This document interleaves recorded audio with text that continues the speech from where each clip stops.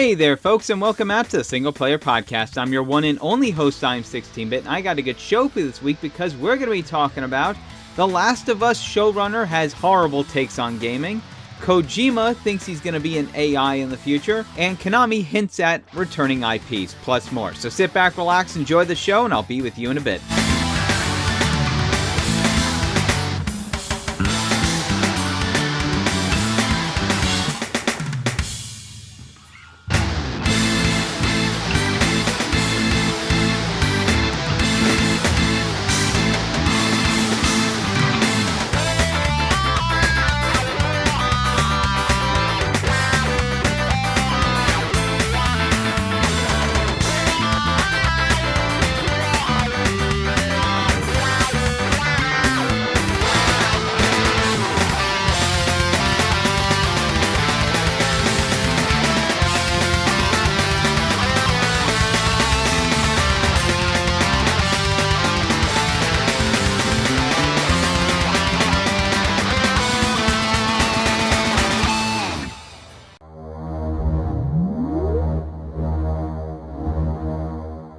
Alright folks, we're back. I hope you all had a wonderful New Year's. I did.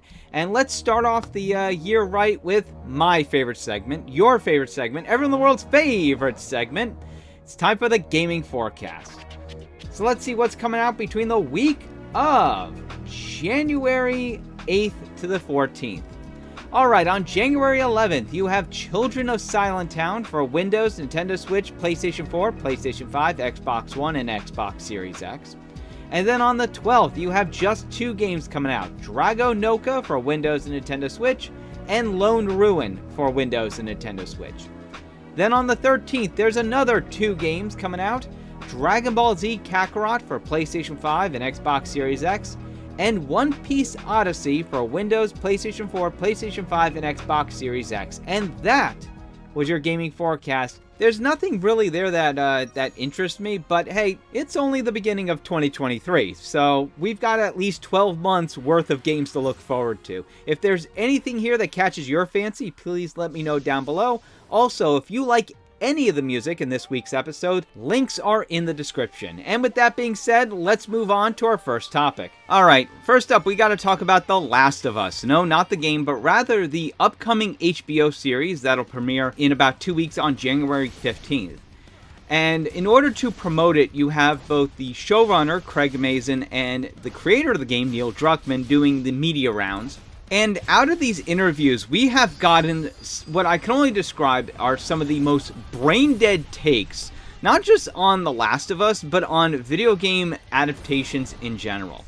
So first up, you've got Neil Druckmann talking about past video game adaptations, where he outright says that the only adaptations that worked were kids' movies, such as Detective Pikachu. And then he later on says that he believed The Last of Us will hopefully put that video game curse to bed. Oh, Neil. Neil. First off, there is no such thing as a curse. A bad video game adaptation curse, okay? Have there been bad game adaptations? Yes. That cannot be denied, okay? You've had the Mario movie, you've had Double Dragon, you've had Alone in the Dark, Street Fighter, The Legend of Chun-Li, just to name a few. I'm not going to name every single one of them. Hell, half of them would be Uwe Boll's filmography. Okay? Yeah, there have been bad ones, but in order to claim that there's a curse, you would have to basically ignore all of the good movies. And there's actually quite a lot. You have, for example, Street Fighter 2, the animated movie, which, in my opinion, is one of, if not the greatest video game adaptation ever made. You also have the live-action Mortal Kombat movie, Sonic the Hedgehog the movie, which I've actually done a commentary on in a past episode. I might link that in the description. Actually, I might have to upload that to YouTube because I think that was exclusive to BitChute. Okay? There's Final Fantasy Legend of the Crystals, which is a sequel to Final Fantasy V, but it's still a really good movie. And then that's only stuff that came out, 25, 30 years ago. Then you have the more recent stuff. You have, of course, Detective Pikachu, which he mentioned, but you also have Sonic 1 and 2, Cyberpunk Edge Runners, League of Legends Arcane, the Cuphead show, the Castlevania series. Like, there's a lot of great stuff coming out, and yet it seems to me that Neil is only focusing on the really bad stuff. Like, he mentions Doom, for crying out loud. The Doom movie has not been relevant since 2005, okay? And this is a kind of a problem when it comes to video game adaptations, is all anyone wants to remember is the outright garbage. They never want to actually remember all the good stuff, you know? In a lot of ways, it's kind of like the Sega CD. Like, you have a lot of great games like Sonic CD, Snatcher, Shining Force CD, Final Fight CD, Popful Mail, Vey, the Lunar games. And yet, all anyone wants to remember of the Sega CD is crap like Night Trap and Sewer Shark. Now, this next take, of course, came from Craig Mazin, the showrunner. And the thing is, this is from Empire magazine. Even though he spoke with both of them, this one quote came from his interview with Empire. And it's, oh boy, is it brain dead. He said, in regards to The Last of Us, the game, he said, and I quote, "It's an open and shut case. This is the greatest story that has ever been told in video games." Oh, Craig, you simple man. Oh, Craig. And this is this is what kind of like this set the internet on fire, because everyone was like, "Wait, what? What the fuck?" No, it isn't. I hate to break it to you, Craig, but it is not the greatest story ever told in video games, okay? There are games that have far better stories. Silent Hill 2, KOTOR, GTA Vice City, Metal Gear Solid 3, Final Fantasy 6, Chrono Trigger, okay? These are some of the greatest stories ever told in video games. The Last of Us isn't, alright? Hell, it was played out when it came out back in 2013, okay? Because not only did you have The Walking Dead doing the whole drama set in a zombie apocalypse, but you also had The Walking Dead video game, which basically did the exact same thing a year prior to The Last of Us, okay? You had a similar story. You had a guy taking care of an orphan young girl in the middle of a zombie apocalypse. What the fuck is The Last of Us about? A guy taking care of an orphan young girl in the middle of a zombie apocalypse. It's almost the exact same thing. Okay? Exact same type of story. Obviously, there are different story beats and such, but the same basic premise is there. Okay? By the time The Last of Us came out, it had already been played out. It had already, we had already played that type of story within a zombie apocalypse.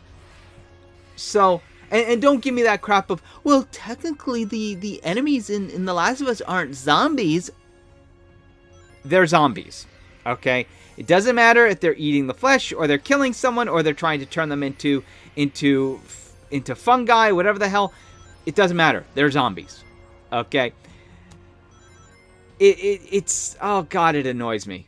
It like that absolutely annoys the fuck out of me, because there are games with far better stories than The Last of Us, and yet you have these people who constantly suck its dick and go on and on about, it's the greatest story ever told in games. No, it isn't. Now, obviously, this is very subjective, because you know, people have different opinions on what actually is a better story, but the overall consensus, if you go to I think it was Empire's post about this, okay, on Twitter, everyone basically said the exact same thing. No, it is not the greatest story ever told. And they started listing other games that are far, far superior stories. Though, let's be honest here. He's only saying this because he's the showrunner. He's trying to convince everyone why you have to see this show. So of course he's going to play it up and make it sound like it's so far this great story. Oh my god, it's the Lawrence Arabia of video games. And yeah, that was another quote he said from like 2 years ago, when I think when the show was first announced. He was like, it's the Lawrence Arabia of video games. No, it isn't. No, it isn't. You're only saying that because you're trying to make it sound like it's so far better than it actually is. So, Anyway, let's move on to our next story. Alright, and next up, we gotta talk about Yuji Naka. Yep, he's in the news. No, he hasn't been arrested again. This time, however, he has been formally indicted. That's right. The Tokyo District Public Prosecutor's Office has formally indicted Yuji Naka on using insider information that had not yet been publicly released to purchase shares worth 144.7 million yen in 2 studios before any announcements had been made on the games they were working on. Of course, Naka isn't alone in this. They have also indicted Taisuke Sasaki for also using insider information to purchase 105 million yen worth of shares. And Sasaki has worked on various games within Square-Enix. This includes stuff mostly being a technical production associate on games like Kingdom Hearts 3 and Kingdom Hearts HD 2.8, Lightning Returns, Final Fantasy 13, as well as working on Final Fantasy 14 Online. So, yeah, you know what? Once again, I have to ask the question of, what the fuck was Naka thinking? Okay? As I've said before, if not even Martha Stewart could get away with insider trading, what the fuck makes you think you will get away with it? Like, seriously, it's one of those things where it's such a big white-collar crime that, yeah, they're going to, the government's going to get you for it, no matter what you do. It's just like, I kind of have to wonder if Naka's thinking, oh, I created Sonic, therefore they're not going to touch me, okay? Because that's kind of the attitude that Naka has had for a long time. This is the guy who thinks that, oh, I co-created Sonic, therefore I'm a huge gaming celebrity. Bro, most people don't even know who you are. And if they do, it's because they think you're a complete asshole, okay? I'm kind of hoping that if he does go to jail for all of this shit, it kind of knocks some sense into him about it. Like, he kind of realizes that he's had his head firmly up his own ass for the past couple of years. But I highly doubt it. Naka, you did it to yourself. Anyway, guys, I'm going to take a short break, and we'll be right back after this. I'm not going to tell you again. Put the suit on. I'm not going to listen again because I'm not going to wear it. Look, it's going to stretch. Put the suit on. Are these legal? Can I use these? Clear a path. Coming through. Cannonball. Knock it off. Snake, snake. Stay away from this area. I'll fight it off. I liked you better with a mustache. He's training for his biggest adventure yet. Oh yeah, he's ready. Coach, there's some shrinkage. PlayStation.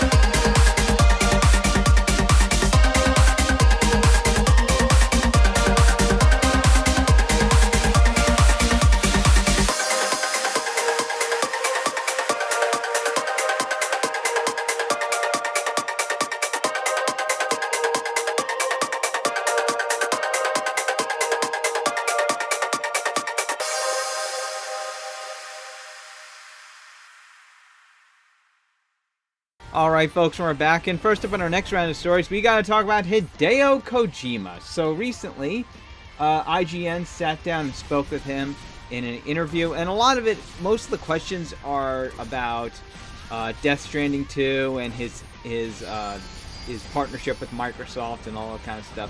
But there's one thing I wanted to talk about, and it was this one question where IGN asked him about the future of Kojima Productions, and they said, are there any kinds of philosophies or feelings you'd like to leave behind at Kojima Productions, a company bearing your name as it continues into the future for the next 50 or 100 years?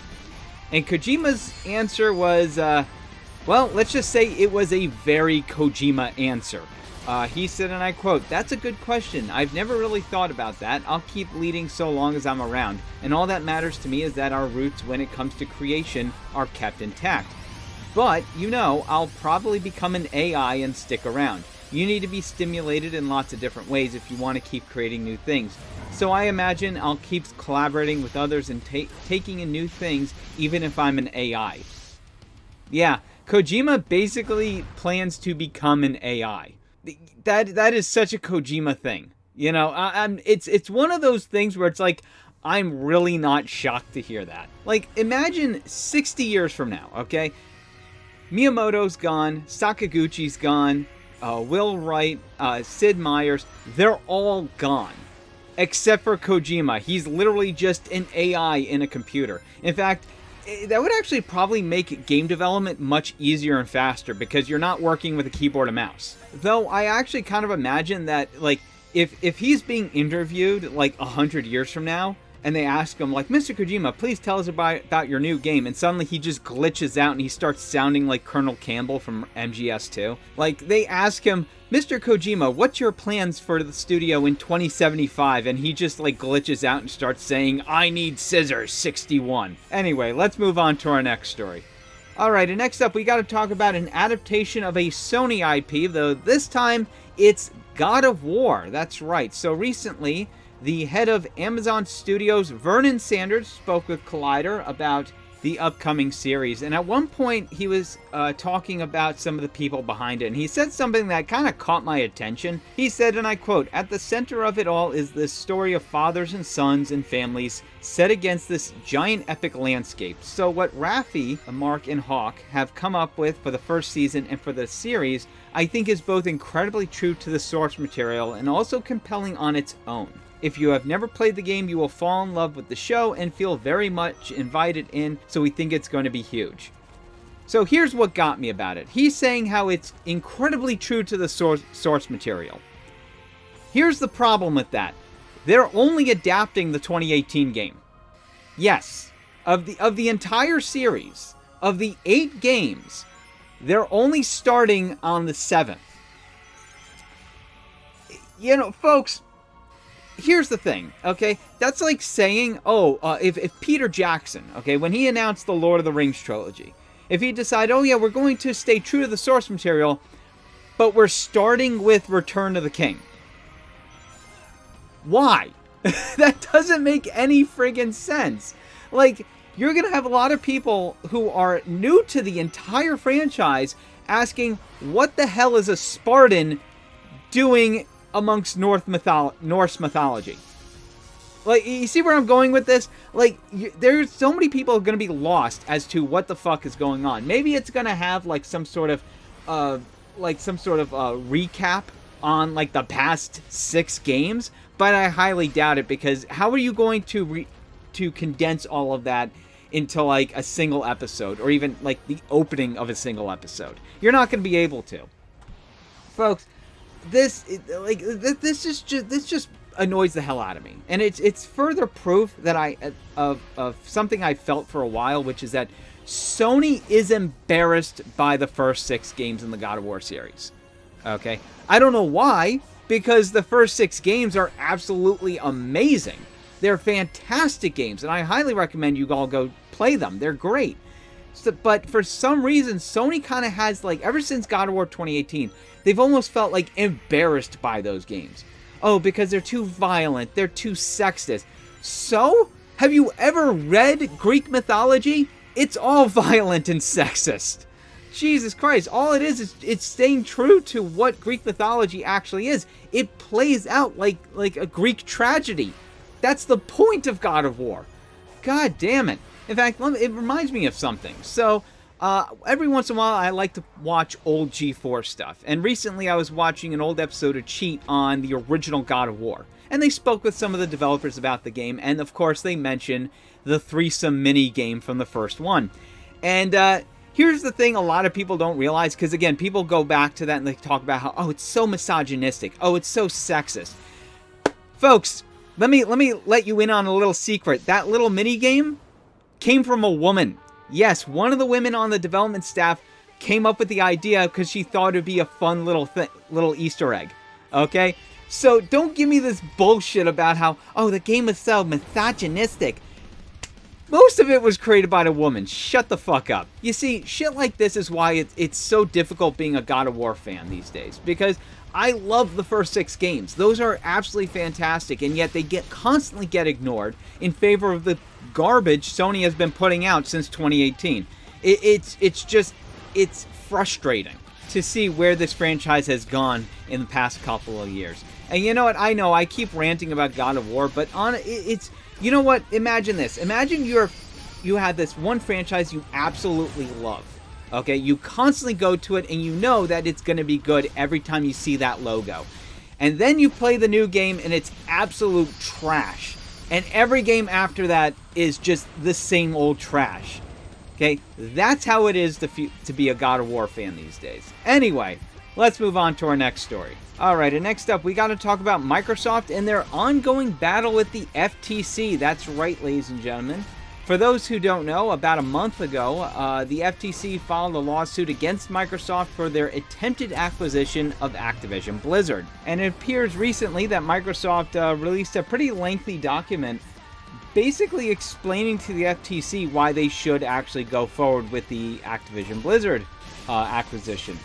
And it just goes on and on about how they're in third place and how both Nintendo and Sony may have more sales than them, both console and for exclusive titles and all this kind of stuff. But at one point, it outright accuses the FTC of violating the Constitution. That's right. They're saying, and I quote, "These proceedings are invalid because the structure of the Commission as an independent agency that wields significant executive power and the associated constraints on removal of the commissioners and other commission officials violates Article 2 of the U.S. Constitution and the separation of powers. The Commission's procedures arbitrarily subject Microsoft to administrative proceedings rather than the proceeding before an Article 3 judge in violation of Microsoft's right to equal protection under the Fifth Amendment. The Commission's procedures violate Microsoft's right to procedural due process under the Due Process Clause of the Fifth Amendment." Okay, so here's the thing. As you probably could figure out, I'm not a constitutional scholar, so I can't tell you whether or not Microsoft is actually right that the FTC is violating the Constitution, but I'll say this, okay? This ain't the first time Microsoft has tussled with the FTC. The two have been going back and forth legally for well over 30 years. Heck, there was even a major lawsuit about it. I think, United States v. Microsoft. So, yeah, this has been happening for a long time. And the thing is, like, Microsoft, you know they're a multi-billion-dollar corporation.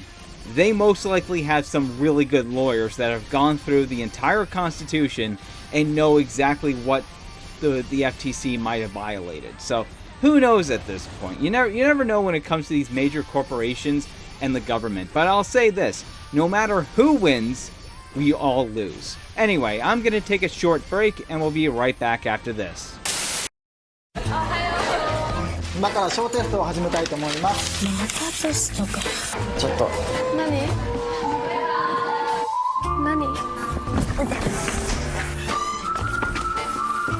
俺さ、ずっと前から好きで、だから俺と付き合ってほしい。ちょっと待った。僕の段ボールに入ってください。段ボールこっちです。俺？うん。メタメタにはまるメタルギアソリッドピースウォーカー。あ、やべえ。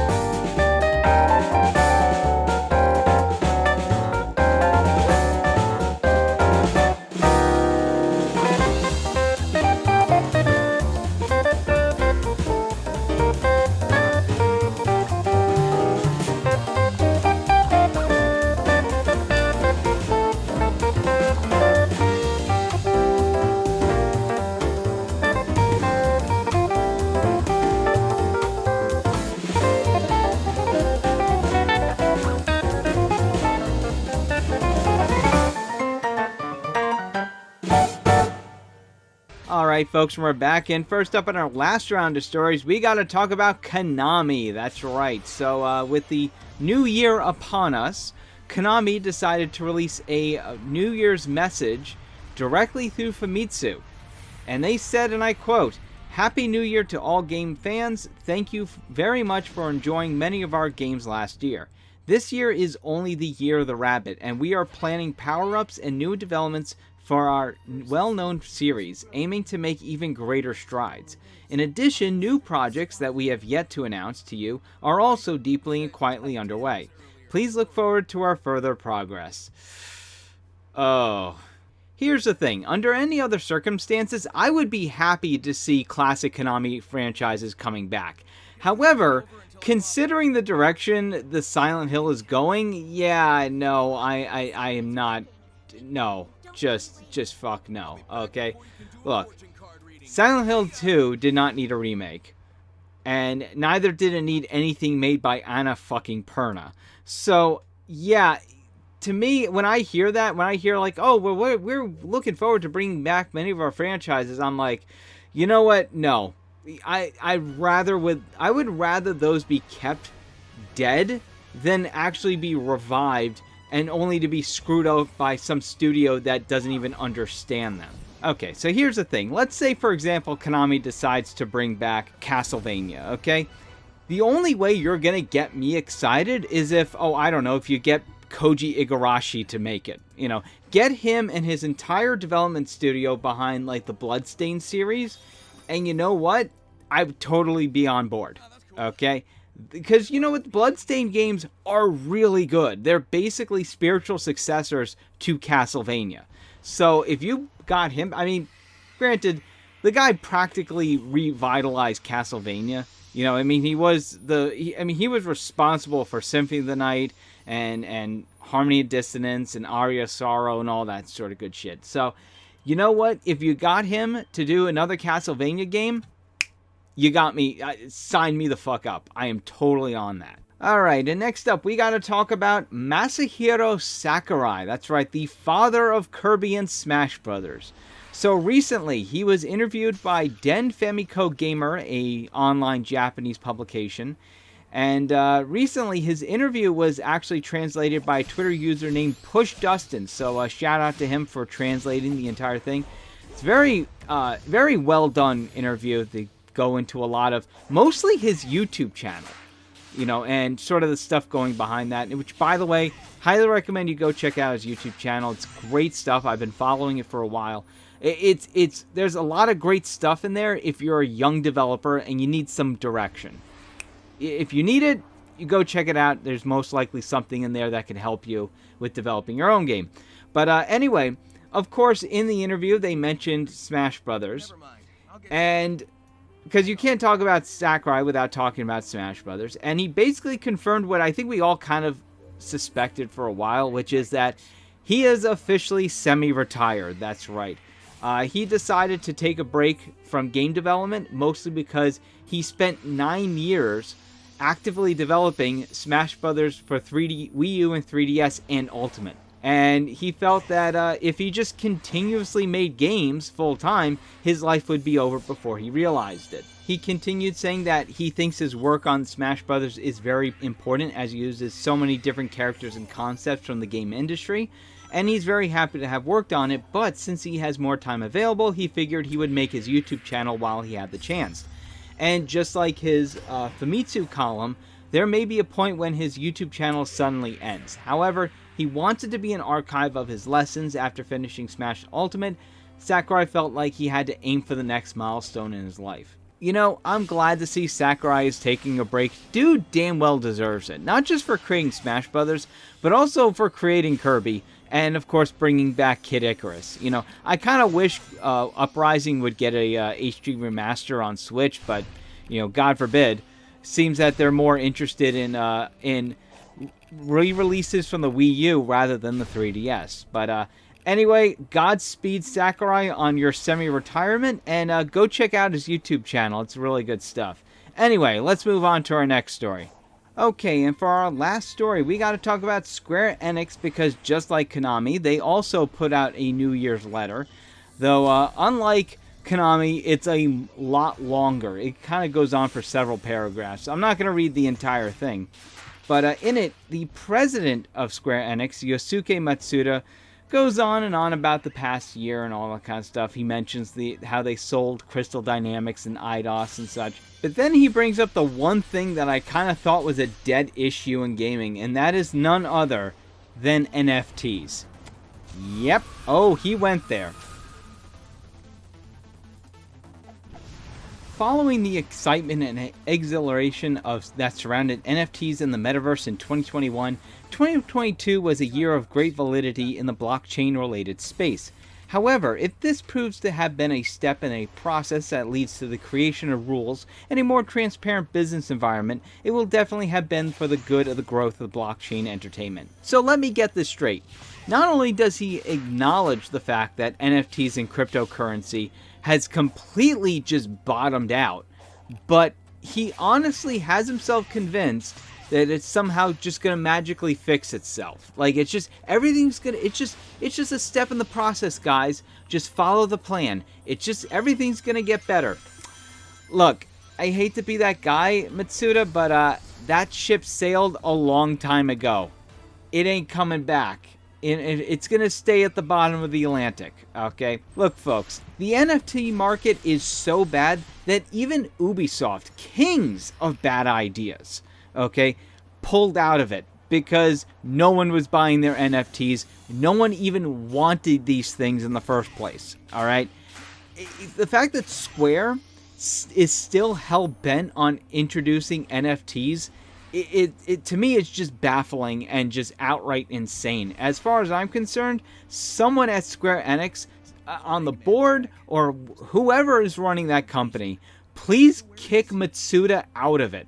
Just kick him out, because he is clearly insane and he is clearly going to drag the entire company under if he goes forward pushing NFTs and blockchain and all that bullshit. Anyway, guys, I'm going to take a short break and we'll be right back after this. We would like to play. Introducing the ultimate Wii Throwdown. Gather your friends, invite the whole family as the biggest characters in gaming history come together for the brawl to end them all. Super Smash Bros. Brawl. Rated T for teen.